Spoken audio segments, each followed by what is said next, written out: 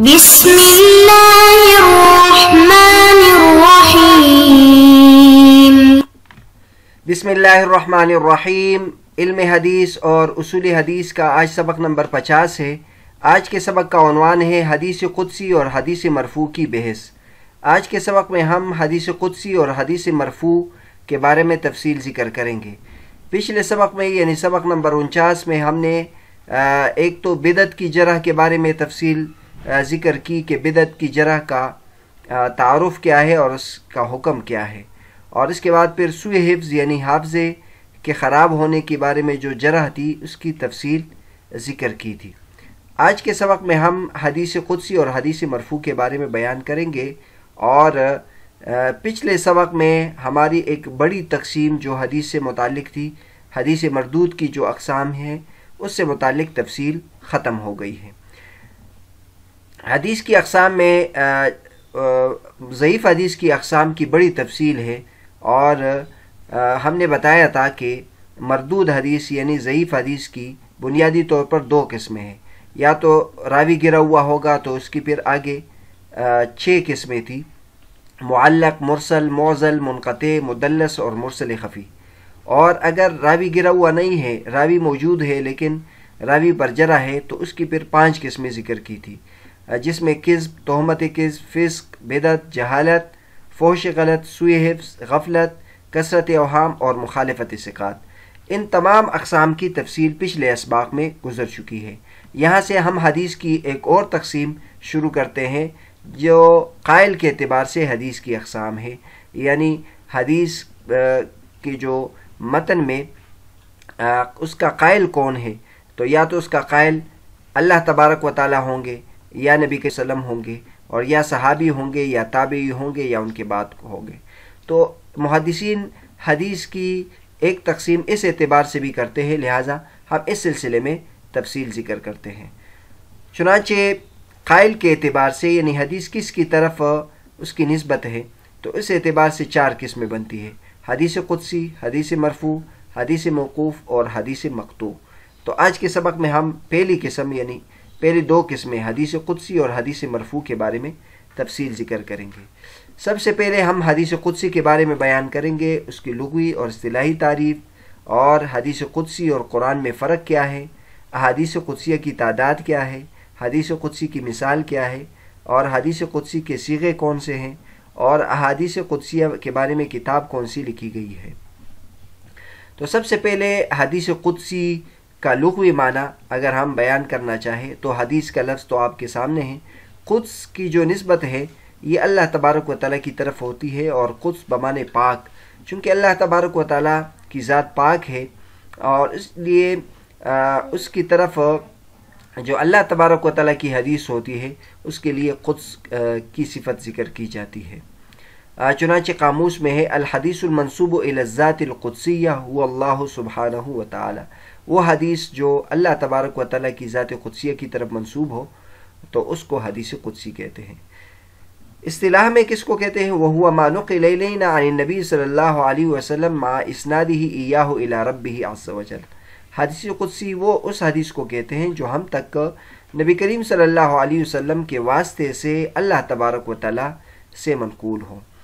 آپ حضرات کو معلوم ہے اللہ تبارک و تعالیٰ کا جو کلام ہے وہ ہم تک ایک تو قرآن کی شکل میں پہنچا ہے، جس میں قرآن مجید کے جو الفاظ ہیں یہ بھی اللہ تبارک و تعالیٰ کے ہیں، اور ایک اللہ تبارک و تعالیٰ کے ارشادات ہمیں نبی کریم صلی اللہ علیہ وسلم کے واسطے سے نبی کریم صلی اللہ علیہ وسلم کے الفاظ میں ہمیں پہنچے ہوں، تو اس کو احادیث قدسیہ کہتے ہیں، اور وہ قرآن مجید کے علاوہ احادیث کے ذخیرے میں موجود ہے۔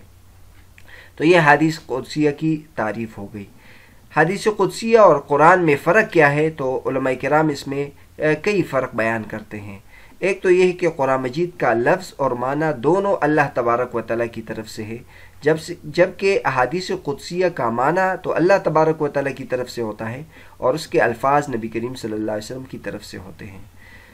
اس کے علاوہ قرآن مجید کی تلاوت ایک عبادت کے طور پر کی جاتی ہے، جبکہ حدیث قدسیہ کی تلاوت عبادت کے طور پر نہیں کی جاتی۔ یہ دوسرا فرق ہے۔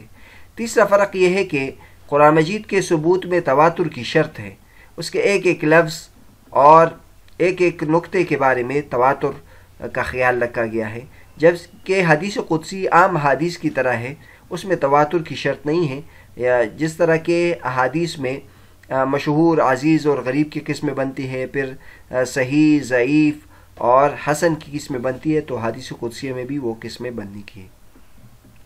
آخر میں ہم بیان کرتے ہیں کہ حدیث قدسیہ کی تعداد کیا ہے۔ تو احادیث قدسیہ کی تعداد بہت زیادہ نہیں ہے جس طرح کہ احادیث نبویہ کی تعداد ہے۔ زیادہ سے زیادہ اس کی جو تعداد ہے وہ 200 احادیث قدسیہ ہوں گی۔ حدیث قدسی کی ایک مثال بھی ذکر کرتے ہیں۔ مسلم شریف کی حدیث ہے، ابو ذر رضی اللہ تعالیٰ فرماتے کہ نبی کریم صلی اللہ علیہ وسلم نے فرمایا، اور وہ اللہ تبارک و تعالیٰ سے نقل کرتے ہیں کہ اللہ تبارک و تعالیٰ نے فرمایا، یا عبادی انی حرمت الظلم علی نفسی وجعلتہ بینکم محرما فلا تظالموا۔ نبی کریم صلی اللہ علیہ وسلم فرماتے کہ اللہ تبارک و تعالیٰ فرماتے، اے میرے بندو، میں نے اپنے آپ پر بھی ظلم کو حرام کیا ہے اور میں نے تمہارے اوپر بھی ظلم کو حرام کیا ہے، لہذا تم ایک دوسروں پر ظلم نہ کرو۔ اب اس میں ہم اگر دیکھ لیں، اس میں جو قول ذکر ہے وہ اللہ تبارک و تعالیٰ کا ہے اور نبی کریم صلی اللہ علیہ وسلم کے واسطے سے ہیں۔ حدیث قدسیہ کے صیغے کون کون سے ہیں؟ تو اس کے لیے مختلف صیغے استعمال ہوتے ہیں، اور یہاں لکھا ہے کہ اس کے لیے دو صیغے بیان کیے ہیں۔ کبھی کبھی تو ان الفاظ کے ساتھ حدیث قدسی ذکر کی جاتی ہے، قال رسول اللہ صلی اللہ علیہ وسلم فیما یرویہ عن ربہ عز وجل، اور کبھی یہ الفاظ ذکر کیے جاتے ہیں، قال اللہ تعالی فیما رواہ عنہ رسول اللہ صلی اللہ علیہ وسلم۔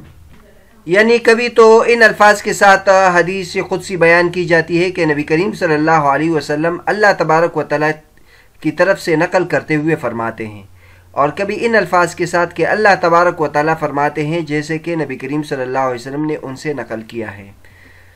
اور حدیث قدسیہ کے بارے میں کتابوں کے بارے میں لکھا ہے کہ حدیث قدسیہ کے بارے میں ویسے تو کتابیں کئی لکھی گئی ہیں، لیکن جو بہت مشہور کتاب ہے حدیث قدسی کے بارے میں وہ عبدالرؤف مناوی رحمۃ اللہ علیہ کی کتاب ہے الاتحافات السنیہ بالاحادیث القدسیہ، جس میں 272 احادیث قدسیہ کو جمع کیا ہے۔ احادیث قدسیہ کے بعد ہم حدیث مرفوع کی طرف آتے ہیں۔ حدیث مرفوع کی لغوی اور اصطلاحی تعریف ذکر کرتے ہیں، اقسام ذکر کرتے ہیں، اور اقسام میں مرفوع قولی، مرفوع فعلی، مرفوع تقریری، مرفوع وصفی، اور اس کی مثالیں ذکر کرتے ہیں۔ جیسے کہ آپ کو معلوم ہے، رفع مرفوع جو ہے یہ رفع یرفع سے اس میں مفعول کا صیغہ ہے۔ رفع یہ وضع کا ضد ہے، رفع کا معنی بلند ہونا اور وضع کا معنی گرنا، یہ نیچے ہونے کے ضد ہے۔ تو اب حدیث مرفوع کو مرفوع کیوں کہتے ہیں؟ تو اس کی وجہ یہ ہوتی ہے کہ حدیث مرفوع نبی کریم صلی اللہ علیہ وسلم کے قول، فعل، عمل، تقریر کو کہتے ہیں، تو نبی کریم صلی اللہ علیہ وسلم کا درجہ بلند ہے، اس لیے اس کو مرفوع کا درجہ دیا جاتا ہے۔ اور اصطلاح میں کس کو کہتے ہیں؟ ما اضیف الی النبی صلی اللہ علیہ وسلم من قول او فعل او تقریر او صفت، جس میں نبی کریم صلی اللہ علیہ وسلم کی طرف قول، فعل یا تقریر یا صفت کی نسبت کی جائے تو اس کو مرفوع کہتے ہیں۔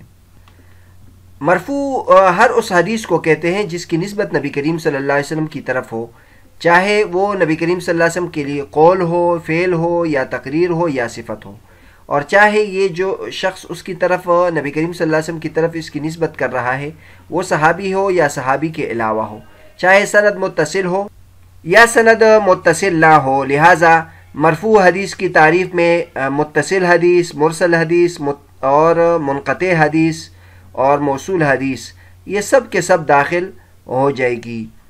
البتہ بعض علماء کرام کے اس میں دیگر اقوال بھی ہیں مرفوع حدیث کی تعریف میں، لیکن عام طور پر جو مرفوع کا اطلاق ہوتا ہے تو وہ اس پر اطلاق ہوتا ہے کہ نبی کریم صلی اللہ علیہ وسلم کے قول، فعل، عمل، تقریر کا ذکر ہو، اور چاہے وہ سند متصل ہو یا سند متصل نہ ہو۔ اس کے بعد حدیث مرفوع کی اقسام ذکر کرتے ہیں۔ حدیث مرفوع کی تو حدیث مرفوع کی آگے اقسام مرفوع قولی، مرفوع فعلی، مرفوع تقریری، مرفوع وصفی، یہ اس کی اقسام ہے۔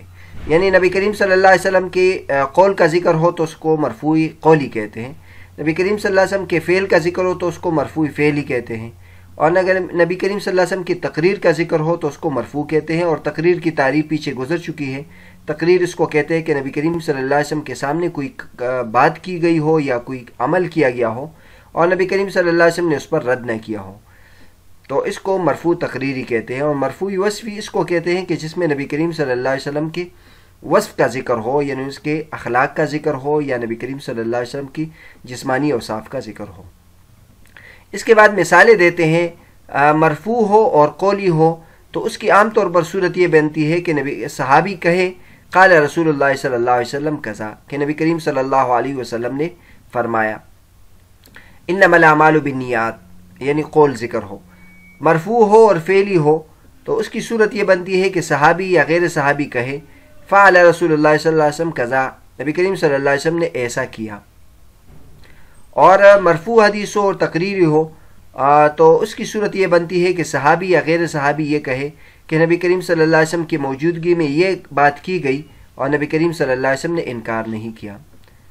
حدیث مرفوع ہو اور وصفی ہو تو اس کی صورت یہ بنتی ہے کہ صحابی یا غیر صحابی کہے کہ رسول اللہ صلی اللہ علیہ وسلم ایسے تھے، جیسے مثلا یہ ایک حدیث ہے کان رسول اللہ صلی اللہ علیہ وسلم احسن الناس خلقا، کہ نبی کریم صلی اللہ علیہ وسلم کے اخلاق بہت اچھے تھے، تو یہ مرفوع ہے اور وصفی ہے۔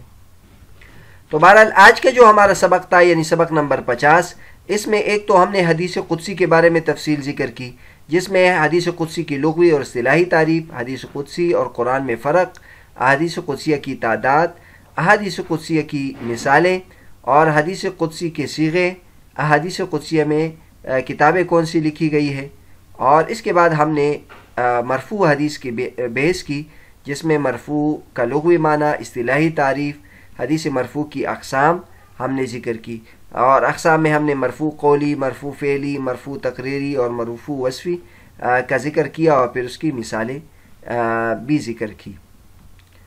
اور یہ جیسے آپ کو پتہ ہے کہ یہ اقسام ہے قائل کے اعتبار سے حدیث کی، تو قائل کے اعتبار سے حدیث کی 2 اقسام گزر چکی ہے۔